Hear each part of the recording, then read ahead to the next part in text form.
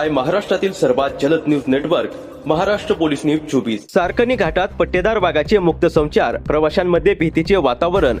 किनवट माहूर राष्ट्रीय मार्गावरील सारखणी घाट परिसरात पट्टेदार वाघाचे मुक्त संचार सुरू असल्याचे समोर आले आहे।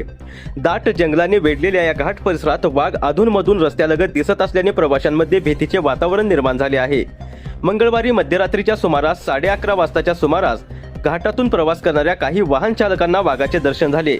रस्त्यावरून निवांतपणे जंगलाच्या दिशेने जात असलेला वाघ एका प्रवाशाच्या मोबाईल कॅमेरामध्ये कैद झाला। या घटनेचा व्हिडिओ सध्या सोशल मीडियावर मोठ्या प्रमाणात व्हायरल होत असून चर्चेचा विषय ठरलाय। वनक्षेत्रालगत असलेल्या भागात पाण्याच्या आणि भक्ष्याच्या शोधात वन्य प्राणी जंगलाबाहेर येत असल्याची शक्यता व्यक्त केली जात आहे।